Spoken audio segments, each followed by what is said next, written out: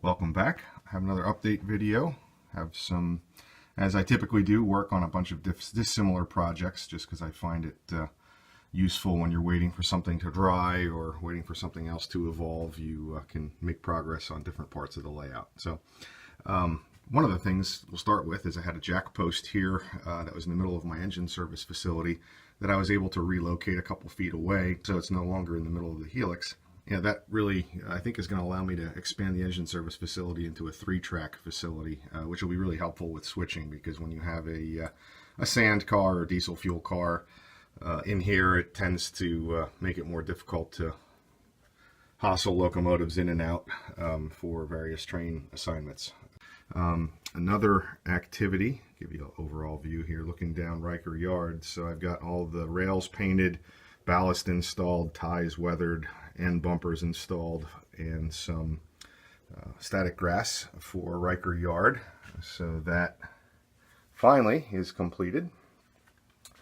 Also, in the previous video, we talked about adding a crossover to get access directly from the yard onto the Indiana branch. So I installed that, and not only I think will that assist in the Indiana branch, but it also helps get locomotives from certain tracks in the Riker Yard directly into the engine service facility. So that was a little bit of a benefit as well.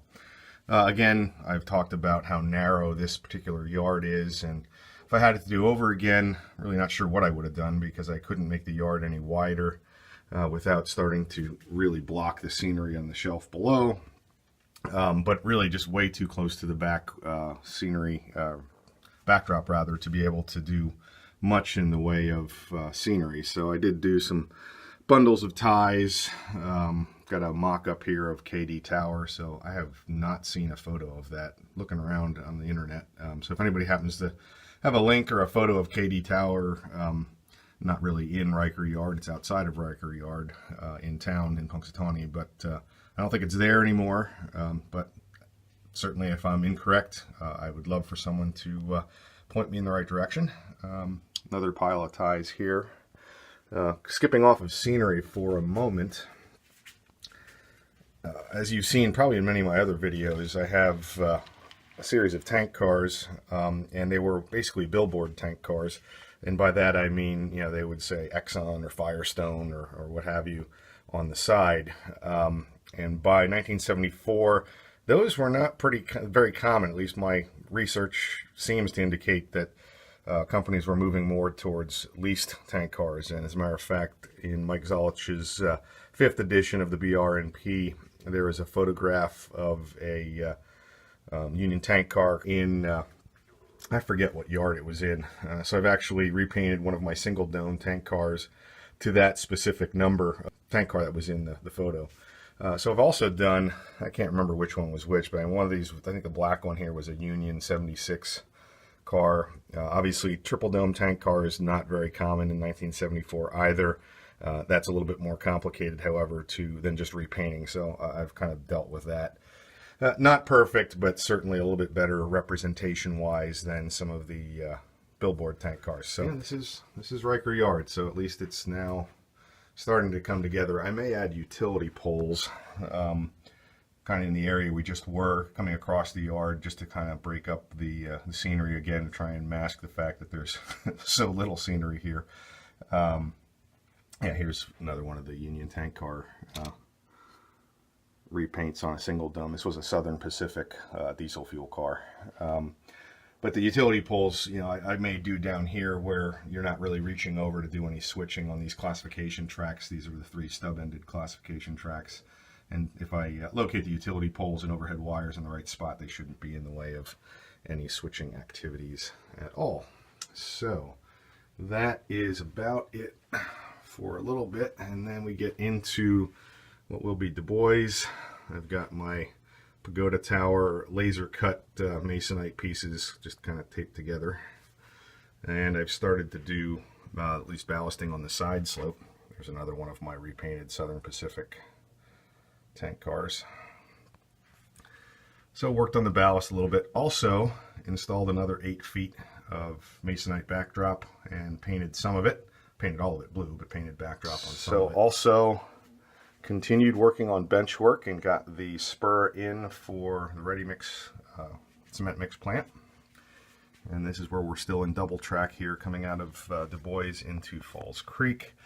Unfortunately, so here's the side of the helix. So you can see here, did a 45-degree chamfer, which matches that on the bottom shelf, but set back a few inches. It gets very narrow here, so I think I'm down to about 24 inches from the helix to this area. So again, I'm in a situation where I got a very, very narrow, I think it's only a 6-inch wide area for a double track main. So obviously not a lot of scenery going to be available there. I'll have to do my best to mask that. And this will also be the only duck under. It gives you access to the staging area, which we'll see in a little bit. The other thing I did kind of by accident, but I'll tell you it worked out pretty well.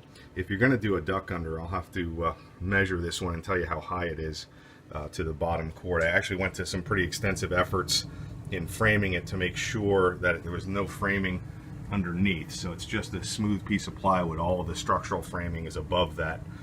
The thing I did accidentally was made it pretty long, so you can actually bend over at the waist, and because it's so long, you know, your torso fits and you can kind of swing underneath, whereas if you have a lower, narrower one, you almost have to kind of do a limbo. So that's just an accidental thing that worked out that I thought I'd share, that doing a duck under that's pretty wide. So I'll put the dimensions on here in the comment section. So also continued doing framing of the next segment of railroad. Again, no lighting here, so I apologize. So I've got my my cleat installed part of the way down, and about right here I can start transitioning back out because we're past the helix to my left here. You can see that's where the new jack post got relocated to. And then out this way, the shelf's going to be about 18 inches wide, so it'll transition or taper back out to an 18-inch width.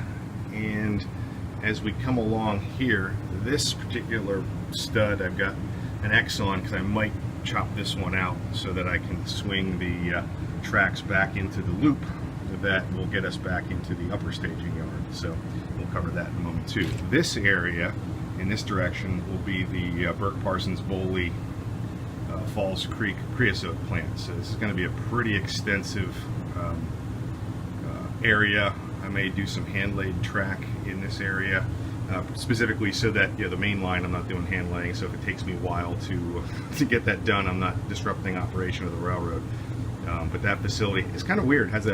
There's kind of a switchback in the track arrangement that still exists there today. So I don't know if that was because the Penn Central was on one side and the B&O was on the other, and now one side's been disconnected. So it's kind of an atypical track arrangement, but I think it'll create some good switching, and it'll also be, I think, a fun project to scratch build a variety of the, or at least a portion of the plant. But I might not have to compress it too much in this particular situation. This will not quite be in the right geographic orientation. So that'll loop around, and now I'll duck under the duck under.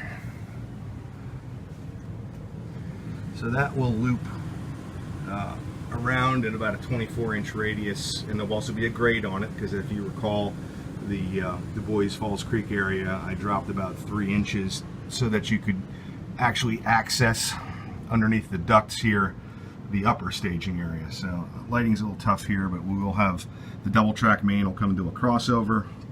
The right hand track will actually go back up a ramp and bring you into C&M Junction. So this represents the Clearfield branch.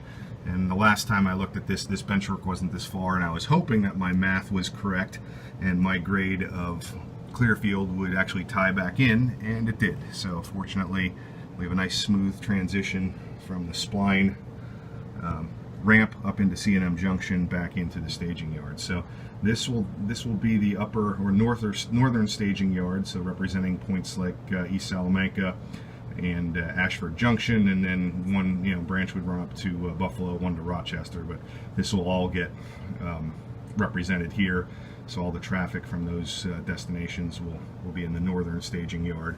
And again, not really any change to the lower staging yard, other than the fact that I found some old paneling in my lumber pile, so I kind of protected both staging yards with a little bit of paneling, because I accidentally bumped probably 2 box cars down the gap in between the framing, and lost a couple stirrups and some other things. So no major damage, but before I did any more, I figured it would be best if I protected that. So that is, I think, the bulk of what I've got going. Now that I've got 5889 done, unfortunately, I've got this SD40-2, which runs really well. It's got a sound decoder in it, but as I think I've mentioned before, not evidence that in '74 you saw this guy, this type of unit, 6-axle, roaming around on our part of the railroad. They probably spent almost their entire time on Sand Patch or somewhere similar. We did have SD9s on our part of the railroad. I've got 2 SD7s that I got to figure out how to convert to SD9s by adding dynamic brakes. So I haven't decided what I'm doing with this guy yet. So I will probably pull the decoder out of him and put it in somewhere else. That is it for now. Hope to post some more updates before too long, and maybe some operational videos. Thanks.